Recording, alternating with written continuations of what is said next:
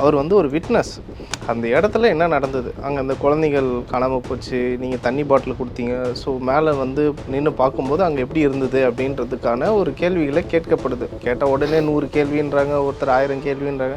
அங்கே 1000 2000 கேள்வி கூட கேட்டுருக்கட்டும். அவர் வந்து விட்னஸ். அந்த இடத்துல என்ன நடந்தது, எதனால் நீங்கள் உள்ளே போனீங்க, ஏன் கரூரில் நடந்த இந்த சம்பவத்துக்கு அப்புறம் நீங்கள் போயிட்டீங்க, ஸோ இதை பற்றிலாம் கேட்கறதுக்காக தான் வந்து அவரை கூப்பிட்டு விசாரிச்சிருக்காங்க. ஃபஸ்ட்டு இவர் இங்கேருந்து டெல்லி கூப்பிட்டு விசாரிக்கணுன்ற அவசியமே கிடையாது. நாங்கள் அதே மேல்முறையீடு பண்ணி இந்த மாதிரி சென்னையில் சிபிஐ ஆஃபீஸ் இருக்குல்ல, நான் அங்கே போய் பார்த்துக்கிறேன் அப்படின்றதையும் சொல்லியிருக்கலாம். ஆனால் இங்கே இருக்க கவர்மெண்ட்டுக்கு அதுக்கு திராணி கிடையாது.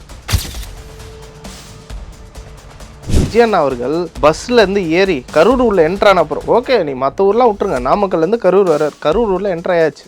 இங்கேருந்து ஒரு 2 கிலோமீட்டர் போகுது, பயங்கர கூட்டம் இருக்குது, ரஷ் இருக்குது, இவ்வளோ கூட்டம் இருக்குது. அந்த ரோட்டில் நீங்கள் பயணிக்கிறீங்க, கூட்டமாக இருக்குது. எல்லோரும் சொல்கிற மாதிரி விஜயனை பார்த்தோன்னே கிளம்பியிருப்பான்னு சொல்கிறாங்க இல்லையா. விஜயனா பேசுறதை கேட்கறதோட விஜயனாவை பார்க்க தான் நிறைய பேர் வந்தாங்கன்னு சொல்கிறாங்க. சரி, அப்படியே இருக்கட்டும். விஜயனா பஸ்லேருந்து ஏழ்ந்து நீங்கள் அந்த கரூர் உள்ள என்ட்ரானதுலேருந்து கை காட்டிட்டு இருந்தால் இவ்வளோ பிரச்சனை கிடையாதுல்ல, கூட்டம் கம்மியாக இருக்கும்ல. எல்லோரும் சொல்கிற மாதிரி ஏன் எங்களுக்கு அரசு அந்த நிபந்தனையை போட்டு விதிச்சாங்க, ஏன் எங்கள் விஜயனாவை அங்கேருந்து கை காட்டக்கூடாதுன்னு சொல்கிறாங்க. சரி, டீஹைட்ரேஷனால் வந்து இறந்துட்டாங்க அப்படின்னு சொல்லி போஸ்ட்மார்ட்டம் ரிப்போர்ட்லாம் வந்தது. 4 மணி நேரம் 5 மணி நேரம் வெயிலில் நின்னாங்க, டைம் தள்ளி போயிடுச்சு, 3 மணின்னு சொன்னாங்க, 7:30 வந்தாங்க. அப்போது அந்த டைம் பீரியடில் அங்கே காவல்துறை இருந்தாங்கல்ல, காவல்துறை அங்கே நடந்த எல்லா சம்பவத்தையும் பார்த்துன்னு தானே இருந்தாங்க. அப்போ ஏன் அந்த காவல்துறையினரால் அதை கண்ட்ரோல் பண்ண முடியலையா அந்த கூட்டத்தை?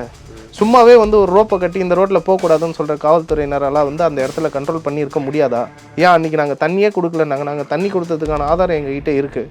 சரி, எங்களால் தரமில்ல, கவர்மெண்ட் நீங்கள் கொடுத்துருக்கலாம்ல, மக்கள் இவ்வளோ கஷ்டப்படுறாங்க, நீங்கள் கொடுக்கலாம்ல, ஏங்க கொடுக்கல?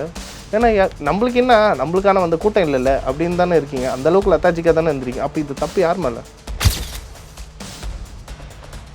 நாங்கள் தான் கள்ளக்கூட்டணின்னு சொல்லிட்டு இருக்கோம்ல, ஏன் இருக்காதுன்னு நினைக்கிறேன். இடி எப்படி ஸ்டாப் ஆனாங்க? 1000 கோடி ஊழலுங்க, எங்கே போச்சு, எப்படிங்க உங்களுக்கு வந்தது? அப்போ நீங்கள் எந்த அளவுக்கு ப்ரீ பிளான்டாக அங்கேயும் பேசியிருப்பீங்கன்றதை தான் நாங்கள் சொல்கிறோம். ஏங்க நான் இவ்வளோ போல்டாக ஸ்ட்ராங்காக பேசுகிற ரீசன் இல்லைன்றதுனால தான் நான் பேசுகிறேன். சும்மா ஏனோ தானோன்னு வந்து நாங்களும் பேசிட்டு போகல. இல்லை, நான் வந்து விஜயனாக்கு வந்து எல்லோரும் சொல்கிற மாதிரி இவன் வந்து கமெண்ட்ஸில் உடனே வரும், சொம்பு தூக்குறான், இவன் வந்து சூப்பராக முட்டு கொடுக்குறான்.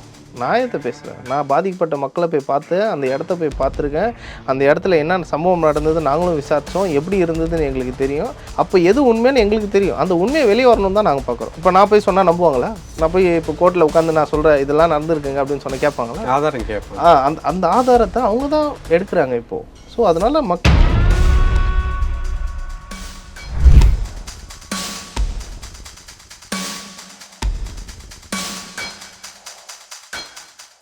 ரியல் ஒன் நேயர்களுக்கு வணக்கம். இன்று நம்மளுடைய நேர்காணலுக்கு தமிழ்நாடு இளைஞர் கட்சியிலிருந்து திரு கோகுல் அவர்கள் அடைஞ்சிருக்காங்க. பிரதர் வணக்கம். வணக்கம், எப்படி இருக்கீங்க? நல்லா இருக்கும் பிரதர். நீ? நல்லா இருக்கும் பிரதர். பிரதர், இப்போது சிபிஐ சம்மன் வந்து கொடுத்து முடிச்சிருக்காங்க. குற்றவாளி பத்திரிகையில் கூட விஜய் அவர்களுடைய பெயர் இடம் பெறுவதற்கு வாய்ப்பு இருக்குது அப்படிங்கிற மாதிரி சில விஷயங்கள் வந்து சொல்லப்படுது. இப்போ விசாரணை அந்த லெவலில் தான் இருக்கா எப்படி? அதாவது குற்றவாளின்ற மாதிரிலாம் வந்து அவர் மென்ஷனே பண்ணல எந்த இடத்துலையுமே. அவர் பேரில் வந்து அவர் வந்து ஃபர்ஸ்ட் ஆஃப் ஆல் ஒரு சஸ்பெக்ட் கிடையாது, அவர் வந்து ஒரு விட்னஸ். அதை வந்து இன்னும் நிறைய பேருக்கே தெரிய மாட்டுது. சம்மன் அனுப்பினோன்னே ஐயோ அவருக்கே சம்மன் அனுப்பிட்டாங்க அப்படின்னு சொல்லி பயப்படுறாங்க. அவர் வந்து ஒரு விட்னஸ். அந்த இடத்துல என்ன நடந்தது, அங்கே அந்த குழந்தைகள் காணாமல் போச்சு, நீங்கள் தண்ணி பாட்டில் கொடுத்தீங்க, ஸோ மேலே வந்து நின்று பார்க்கும்போது அங்கே எப்படி இருந்தது அப்படின்றதுக்கான ஒரு கேள்விகளை கேட்கப்படுது. கேட்டால் உடனே 100 கேள்வின்றாங்க, ஒருத்தர் 1000 கேள்வின்றாங்க.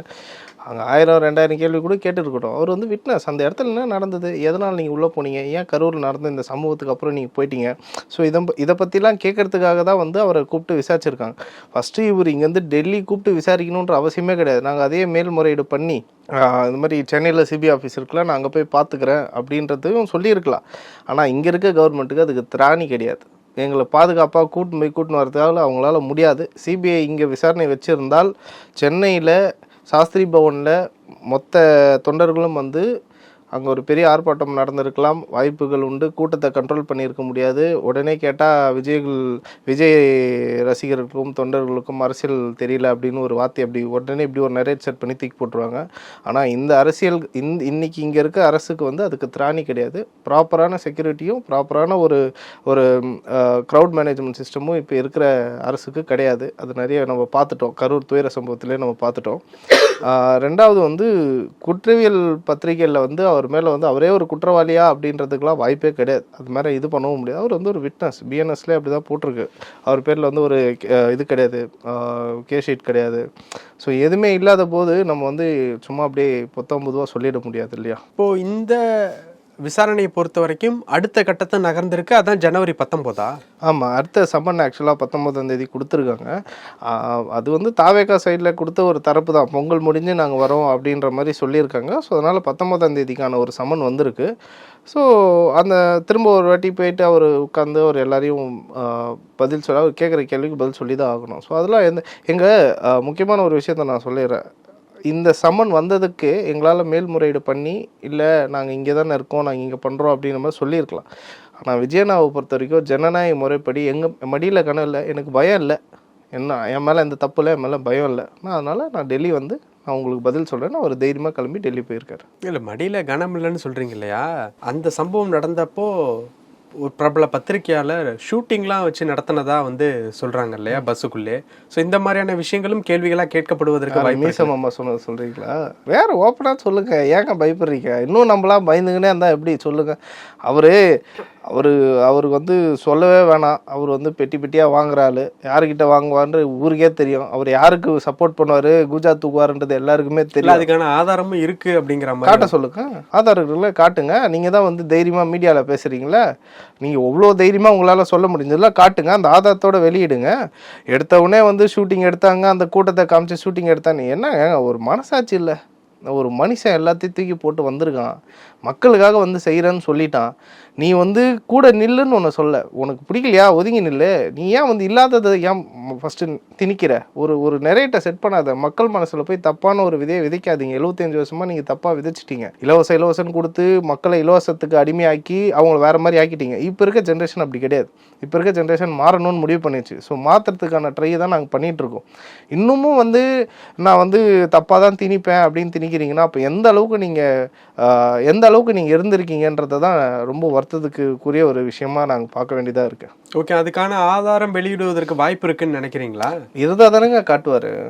சும்மா பொத்தாம்பதுவா வாயில சொல்லிட்டு போயிடல. யார் வேணால் சொல்லிட்டு போகலாங்க. நான் கூட தான் சொல்லிட்டு போவோம். அவர் தான் காரணம்னு நான் சொல்லிட்டு போக முடியும். அதுக்கான ஆதாரம் காட்டணும்ல. அதுக்கான ஆதாரத்தை முதல்ல நீங்கள் காட்டுங்க. அதுக்கப்புறமா நீங்கள் பேசுங்க. முதல்ல நம்மளை திரும்பி பாருங்க, அப்புறமா நீங்கள் மற்றவங்களை பார்க்கலாம். நிர்மல்குமார் அவர்கள் வந்து ஒரு விஷயம் வந்து சொன்னாங்கல்ல, 41 குடும்பங்களையும் நள்ளிரவில் போய் மிரட்டுறாங்க அப்படின்னு. அதற்கான ஆதாரம் இருக்கிறதா வந்து சொல்கிறாங்கல்ல. அப்போ இந்த ஆதாரம் உறுதியாயிருச்சு அப்படின்னா யார் மிரட்டுறாங்களோ அவங்க சிக்குவதற்கு உண்டான வாய்ப்புகள் இருக்குது. கண்டிப்பாக. அதாவது ஒரு சிம்பிளான ஒரு விஷயம். இது 41 குடும்பத்துக்கும் ஒரே நைட்டில் போஸ்ட்மார்ட்டம் பண்ணுறாங்க. இறந்து போயிட்டாங்க, போஸ்ட்மார்ட்டம் பண்ணுறாங்க. என் பிரதர் டாக்டர் தான். நான் பர்சனலாக கேட்ட ஒப்பீனியன் சொல்கிறேன், என் பர்சனல் ஒப்பீனியன் சொல்கிறேன். 41 பேர் வந்து 10 டாக்டர் இருந்தால் மட்டும்தான் பண்ண முடியும். 1 மணி நேரம் ஆகிடுமோ ஒரு பேஷண்ட்க்கு. இப்போ 10 டாக்டர் இருந்தால் 10 பேர் 1 மணி நேரத்தில் பண்ணலாம். ஸோ அந்த மாதிரி அங்கே 10 டாக்டர் இல்லை. கேட்டால் 3 டாக்டர் தான் இருந்தாங்க. வெளியேருந்து ஒரு 2 டாக்டர் வந்தாங்கன்னு சொல்கிறாங்க. அது எந்த அளவுக்கு உண்மைன்றது விசாரணையில் தான் தெரியும். இதுக்காக தான் சிபிஐ விசாரணை வந்திருக்கு. உள்ளே என்னென்ன நடந்ததுன்னு சொல்ல போகிறாங்க. ஸோ எல்லா விஷயமும் நம்மளுக்கு தெரிய தான் போகுது. கண்டிப்பாக நீதி வெல்லும். அது ரெண்டாவது, அது நான் இல்லைன்னு சொல்லலை. ப்ரைமரியாக அந்த இடத்துல ஒரு சம்பவம் நடந்திருக்கு. அவ்வளோ அவசரமாக பண்ணணும்னு அவசியம் இல்லைல்ல. நைட்டோட நைட்டாக இங்கேருந்து சிஎம் போகிறாரு, அத்தனை ஆம்புலன்ஸ் அங்கே வருது, எல்லா மினிஸ்டர்ஸும் அங்கே போய் நிற்கிறாங்க.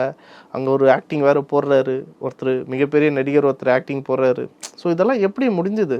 எப்படி உங்களால் இதை வந்து ஃபேஸ் பண்ண முடிஞ்சுது? இதில் மிகப்பெரிய பாதிப்பே தாவேக்காக தான். தமிழக வெற்றி கழகத்துக்காக வந்த மக்கள் அவங்க. அப்போ அவங்க எவ்வளோ துடிச்சிருப்பாங்க. இதெல்லாம் விட்டுட்டு அந்த 41 குடும்பத்தை போய் நைட்டெல்லாம் மிரட்டி, இந்த மாதிரி மிரட்டி சொல்கிறேன். ஸோ மிரட்டி அண்ணன் நிர்மல்குமார் அண்ணன் வந்து இருக்குன்னு சொல்கிறாரு. கண்டிப்பாக சாட்சிகள் வெளியே வரும். கண்டிப்பாக சிபிஐ விசாரணை முடிஞ்ச அப்புறம் ஒரு நீதி வெல்லும்ன்றதை நாங்கள் எதிர்பார்க்குறோம். இப்போது அந்த மிரட்டுறதுக்கு உண்டான ஆதாரம் நிர்மல்குமார் இருக்குது அப்படின்னு சொன்னது உண்மையாகவே இருந்தது அப்படின்னா அந்த விசாரணையும் வந்து மேற்கொள்வதற்கு உண்டான வாய்ப்புகள் இருக்குது. கண்டிப்பாக. ஓகே, ஆல்ரெடி விசாரிச்சிருப்பாங்கல்ல மக்கள்கிட்ட. இன்னும் அதிகாரிகள்கிட்ட மட்டும்தான் விசாரிக்கலை. ஆளும் கட்சியினர் சார்ந்த சில முன்னாள் அமைச்சர்கள், அதற்கப்புறம் ஆளும் கட்சியை சார்ந்த சில எம்எல்ஏக்கள், இவங்கள்ட்ட தான் இன்னும் விசாரிக்கலை அப்படிங்கிற மாதிரி. ஸோ அதிகாரிகள்கிட்ட இன்னும் போகாமல் இருப்பதற்கு என்ன காரணம்? ஏன்னா ஒரு சில தகவல்கள் வந்து சொல்லப்படுது. ஆம்புலன்ஸ் டிரைவருக்கு கொடுத்தது போலீஸ் இன்ஸ்பெக்டர் அப்படிங்கிற மாதிரி சில தகவல்கள்லாம் சொல்லப்படுது. அந்த அதிகாரிகள்கிட்ட போகாமல் இருப்பதற்கு என்ன காரணம்? ஏதாவது பாதுகாப்பா? அதாவது பாதுகாப்புன்றது தாண்டி ஒரு அழுத்தமாகவும் இருக்கலாம். நம்ம அப்படி பார்க்கலாம் இல்லையா? இன்றைக்கி இங்கே ஆளும் கட்சியாக இருக்க ஒரு அழுத்தம் இருக்கலாம். அதான் எங்கள் அண்ணன் சொல்கிற மாதிரி தான் கள்ளக்குட்டினியாக இருந்திருப்பாங்க அவங்க 2 பேரும். டைரெக்டாக மாட்ட முடியாது. மக்கள் அதாவது நீங்கள் எவ்வளோ சாட்சிகளை மாற்றலாம், எவ்வளோ விஷயம் வேணால் சொல்லலாம், மக்களோட தீர்ப்பை மாற்ற முடியாது. இப்போ நீங்கள் போய் விசாரிக்கும் போது மக்களை போய் மிரட்ட முடியாதுல்ல. நீ இப்படி தான் சொல்லணும்னு சொல்லுவோம், மக்கள் கண்டிப்பாக அதுக்கான ஒரு பதில் சொல்லியிருப்பாங்க. அன்றைக்கி என்ன நடந்தது, இங்கே எதனால் கூட்டம் வந்ததுன்னு சொல்லியிருப்பாங்க.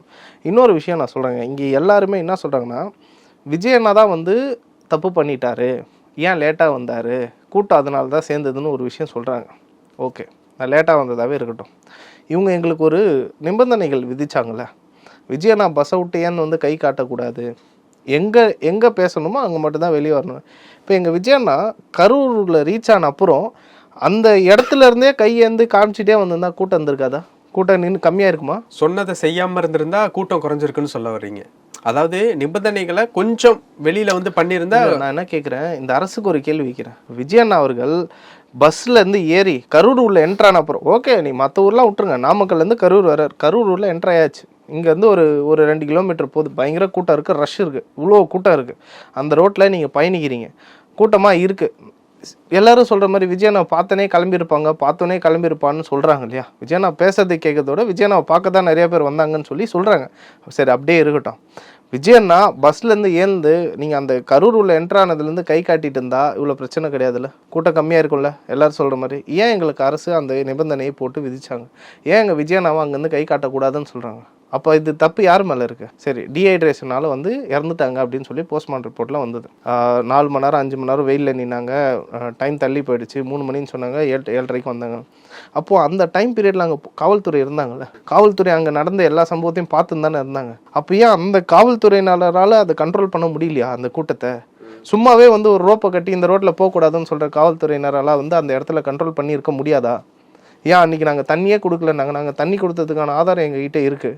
சரி, எங்களால் தர முடியல, கவர்மெண்ட் நீங்கள் கொடுத்துருக்கலாம்ல, மக்கள் இவ்வளோ கஷ்டப்படுறாங்க, நீங்கள் கொடுக்கலாம்ல, ஏங்க கொடுக்கல?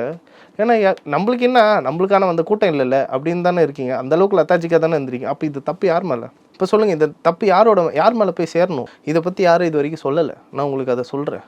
சிபிஐ அதிகாரிகளுடைய அதாவது அவங்களுடைய டீலிங் எப்படி இருக்குது விஜய் அவர்கள்ட்ட விசாரணை பண்ணது? ஏன்னா 2 நாள் முடிஞ்சிருச்சு, கிட்டத்தட்ட 2 நாளையும் சேர்த்தா ஒரு 10 மணி நேரம் கிட்ட விசாரணை அப்படிங்கிற மாதிரி வருதில்ல. அவங்களோட டீலிங்ஸ் எப்படி இருந்தது, என்ன மாதிரியான விஷயம்? இல்லை, இது ஜென்ரல் விசாரணையாக தான் இருந்திருக்கும். ஏன்னா கண்டிப்பாக, ஏன்னா அவர் ஒரு விட்னஸ், அவரை வந்து கூப்பிட்டு உட்கார வச்சு இந்த மாதிரி என்ன நடந்திருக்கும், அங்கே எதனால் வந்து தண்ணி டீஹைட்ரேஷன் ஆச்சு, ஏன் நீங்கள் டிலேவாக போனீங்க, கண்டிப்பாக இந்த ரீசன்லாம் கேட்டிருப்பாங்க. 2வது வந்து எதனால் நீங்கள் அங்கேருந்து கிளம்பிட்டீங்க, சீக்கிரமாக ஏர்போர்ட் கிளம்பி வந்துட்டீங்க அப்படின்னு சொன்னால் அதுக்காக வார்த்தைகளும் அதுக்கான பதிலும் சொல்லிட்டு இருக்காங்க. இந்த மாதிரி யார் என்ன கிளம்ப சொன்னாங்க, அவங்க சொன்னவங்க கிட்ட போய் கேட்டால் நான் அப்படி சொல்லவே இல்லைன்னு மருத்துவம் அவங்களும் பதில் சொல்லியிருக்காங்க. ஸோ இந்த மாதிரியான விசாரணைகள் கண்டிப்பாக போயிருக்கு. விட்னஸ் கிட்ட கேட்க வேண்டிய கேள்விகளை கண்டிப்பாக கேட்டிருப்பாங்க.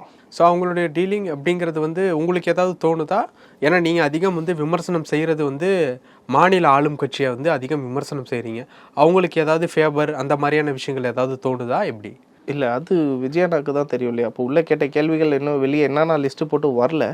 ஸோ இதில் கண்டிப்பாக திமுகவோட அரசியல் சூழ்ச்சி இருக்கும், இல்லாமல் கிடையவே கிடையாது. ஏன்னா ஒரு இடி டாஸ்மாக் விஷயமே எடுத்துக்கோங்களேன், 1000 கோடி ஊழல்னு சொல்லி இடி சொல்கிறாங்க, அதோட அந்த விஷயம் எங்கே போச்சு? அதோட அந்த விஷயத்தை யாருமே பேசலை, எங்கே போனது? அப்போ இவங்க எல்லாமே வந்து ஒரு ப்ரீ பிளான்டாக தான் இருக்காங்க. ஸோ இவங்களுக்கும் தெரியும், ஐயோ நம்ம மாட்டிக்கு போகிறோமே அப்படின்னு சொல்லி ஒரு ப்ரீ பிளான் பண்ணியிருப்பாங்க. ஸோ அழுத்தம் ஜனவரி 9ஆம் தேதி ஜனநாயகன் படம் ரிலீஸ் ஆக வேண்டியது வரல. ஜனவரி 12ஆம் தேதி எங்கள் அண்ணனுக்கு சம்மன் வந்துச்சுங்களா? இதுக்கு இடையில 1.5 கோடி ரூபாய் டேக்ஸ் கட்டலன்னு ஒரு பழைய வீடியோ வந்து சைடில் திணிக்கிறாங்க, பார்த்தீங்களா? ஸோ அப்போ இந்த 3த்தையும் நாங்கள் எப்படி பார்க்குறது?